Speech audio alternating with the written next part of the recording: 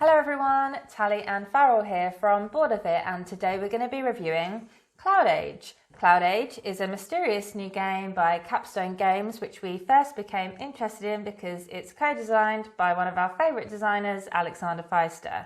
Now we say mysterious because beside the theme and the fact that it would exist at some point in the future, zero information was given about it between its announcement and its release. The rulebook, which was announced as coming soon on the CloudAge webpage for several months, wasn't even uploaded until after the game was released. And I'm not scared to admit that I thought this lack of information meant that either the game was going to be horrendously delayed or that it wasn't a very good game and they were just basically trying not to draw any attention to it by not giving any information and hoping people forgot. But we're glad to say that it arrived perfectly on time and it's a game we have very much been enjoying. We've played a lot of it recently. In CloudAge, which is for 1 to 4 players, you'll be living aboard an airship which roams above a desiccated land. This is post-apocalyptic future, and basically you'll spend your time trying to scavenge resources so you can improve your airship, trying to collect crew members, and also battling Cloud Militia, who are the bad guys responsible for the way the world is. But in technical terms, it's mainly a solid Euro. You'll be engine building, a little bit of deck building, and a lot of resource management.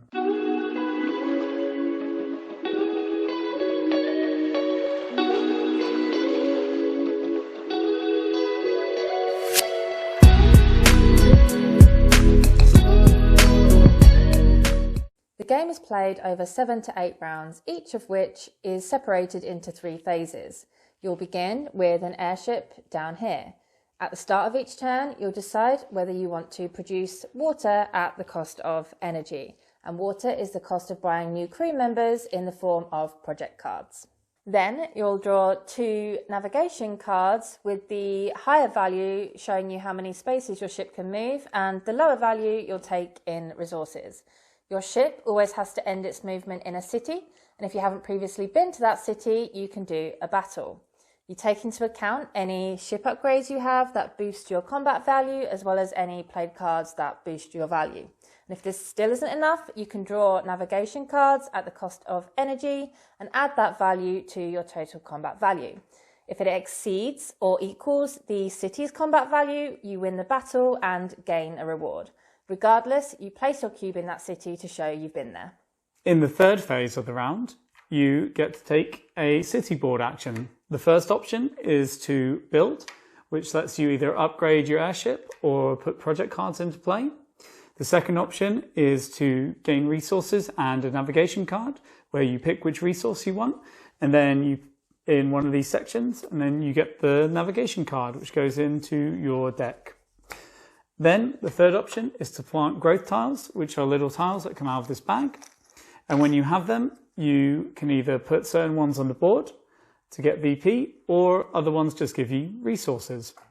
Now, in the city board, whichever player does a main action, it's pretty great because every other player gets a secondary action, which is a weakened version of the main action. Now, as you play CloudAge, you'll be scoring VPs here and there, and at the end of the game, you'll mainly be scoring up mission cards, which give you little objectives to complete, and also the played cards around your airship. CloudAge also contains legacy elements. Ideally, you'll play the campaign legacy, which will slowly introduce you to the game and its mechanics. And as you go, you'll build up your own version of the map. However, you can also play a scenario, which will introduce variable setup. The legacy elements include a story about the world of CloudAge and new tiles to add to the map in a very, very similar way as it was done in Maracaibo. We like the feel of constant progression that CloudAge has, because each turn you'll be working on your navigation deck, playing project cards and upgrading your airship. This means in turn that the next turn you take, you'll be able to do a little better, move a little further, and just generally be a little stronger. And in turn, this then leads to being able to fight harder battles, which give more rewards, and then you can play bigger, better project cards. And the cycle continues. And in all this, CloudAge never feels restrictive because there's always something you can aim for or something you can do in that moment. It's also nice to have a combat design that's so simplified and rewarding. It's quick and easy, and we like the aspect of drawing navigation cards in order to boost your combat value, as it creates a nice risk-reward system whereby you can spend energy in the production phase to produce water, or spend it on combat, which allows you to go to harder combat areas and potentially getting a bigger reward. Even better, if you fail, nothing happens, so you can also choose to reserve your energy.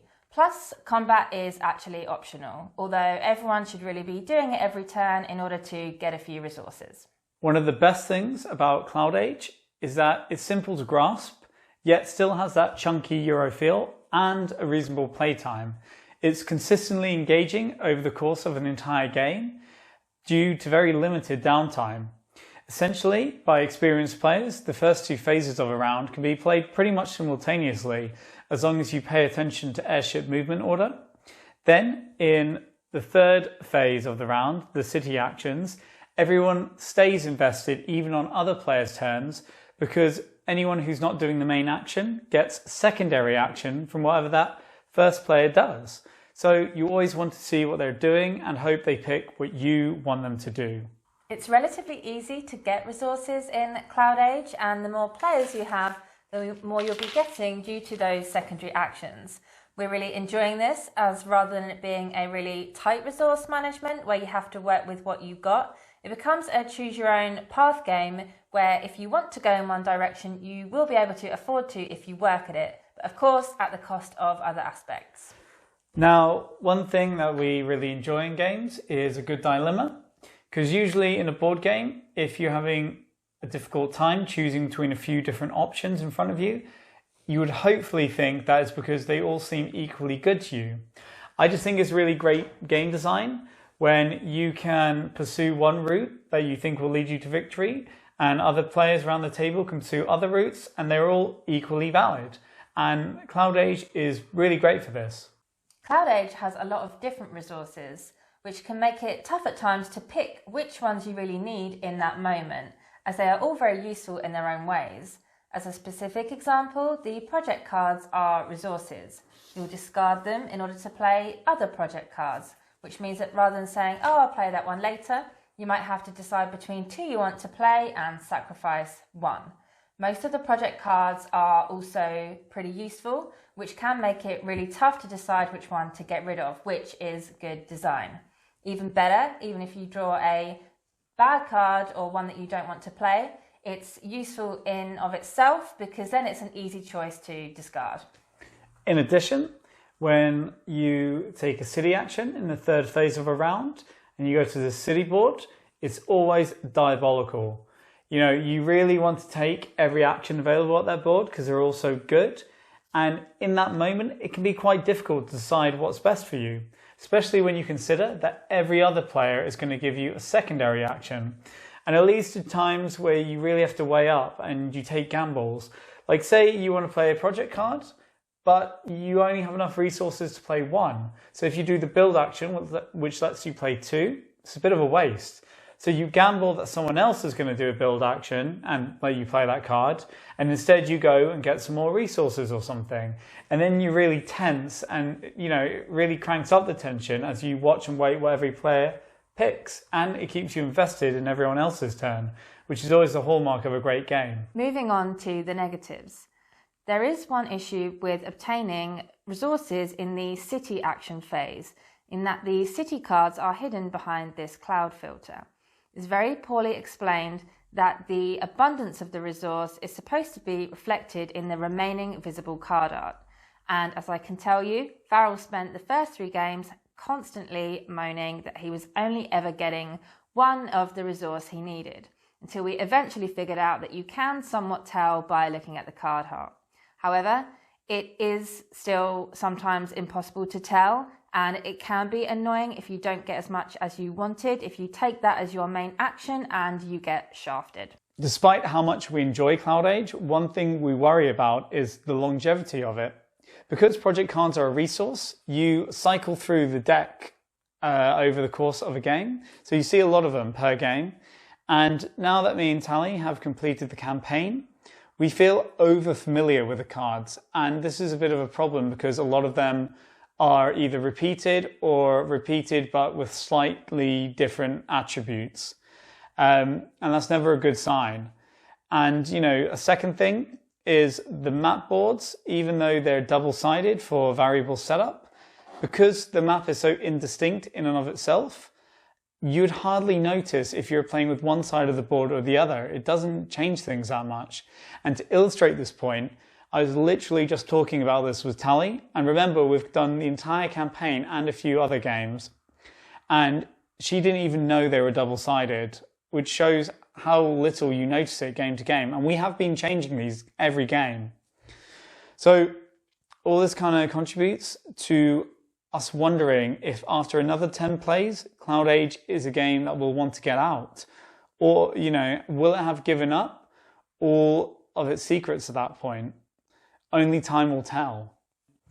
On a different note though, speaking of components, and this is a hill I will die on, fuck games that make you put the stickers on the components yourself. You know, it's a bit of a slap in the face to spend $50 on the game, to then find out you have to assemble it yourself. And then if, you know, you put this tiny sticker on a tiny token and it's 1 millimeter off, and then your game looks crap for eternity, it's annoying.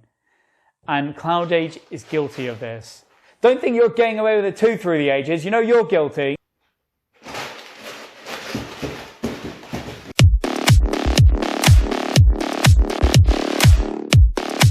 Hello everyone. So when we were writing the script, we discovered that we had differing opinions on the legacy elements of CloudAge.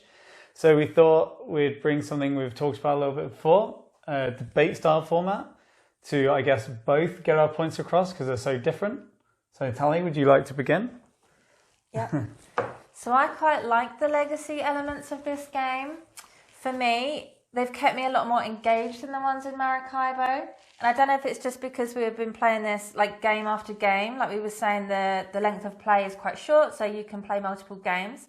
It's just kept me feeling a lot more engaged in the story. Whereas Maracaibo, I have no idea what's going on. I forget game to game. I don't really know. I don't really care. I mean, it's nice to have the variable tiles on the board, but aside from that, don't really care. Whereas this, I think, is a nice little story. I think it is just because we have played this a lot in quick succession. Mm-hmm. Whereas Maracaibo is like maybe one game a month, and yeah, it's easy to forget. But I just think what I disliked about this legacy, so I generally dislike the legacy elements, in that they're very similar to Maracaibo, but everything's somehow like a worse version of Maracaibo in my opinion here. So if we take the tiles, for example, that you put down, one main issue is that this board is very nondescript. Like every space is pretty much the same, and all these cities, they're just shown from above with like an image of a cloud. So none of them are distinct. They just have these little names that are in really small font to distinguish them. So none of them mean anything to me. And then, you know, when you read this legacy card and it's like, put this tile down here, it just, I don't care. It doesn't really do anything. Like, what's the difference? But it's the same in Maracaibo. Like, the cities aren't sprawling cities on the board. Like, it doesn't really change it. Like, the actions you do there change, but then that's the same with these. I don't know. I would argue that if you take that tile in Maracaibo where you can put a quest down, you know, the one where we turn a town to a city and now you get quests there, that's totally different. You can't do that anywhere else. Yeah. Then on top of that, there's the other one, you know, where you explore into the jungle and you get that really good action if your explorer's gone past. Spoiler alert. Yeah, well, I just think those are really different than, say, this one, where you can, like, do an upgrade. I mean, you can do that over here. Like, it's not that special, really, I think. Yeah, I guess I don't care enough about the story and the legacy elements to be that bothered. I just think that this one's a nice little one to keep me engaged. I'm not bothered about a big story and a big change, but it's just enough for me to be interested. Yeah, I suppose. I mean, I get that. I think it's just I'm more disappointed that these tiles don't really, you know, add much. And it's like also some of the ones that add there, if you land on it, you know, you can leave a cube there and you can spend it at some point for a special benefit.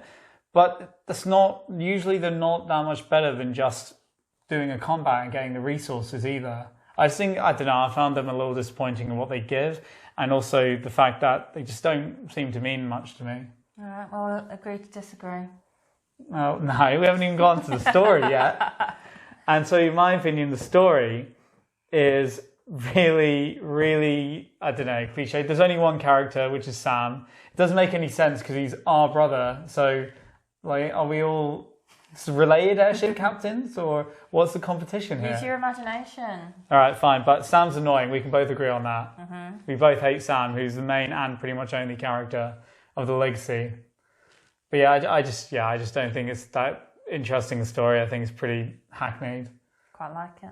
Oh, there you go then. So we'll have to agree to disagree then. No. All right. So this was Solicitor vs. Doc. Unresolved. CloudAge was a game that we really enjoyed. It's a lovely, streamlined Euro, and it's a particularly good buy for people looking to increase the complexity of their collection, but aren't ready for a big, heavy Euro yet. Or if you just like Alexander Pfister games. If you like Maracaibo, you're going to enjoy this one. It's great at any player count, and we're particularly fans of it at 2-player. Unfortunately, the highly integrated legacy elements are a bit of a miss, according to Farrell, and the artwork and components are a bit drab. But besides this, there's really not much to dislike about CloudAge. If you enjoyed this video, please give it a thumbs up, we really appreciate it. And subscribe to our channel if you haven't already for regular board game reviews, always with a little hint of Doggos. And you can check out our CloudAge playthrough if you want to see it in action, which will be popping up now. Bye bye. Bye bye.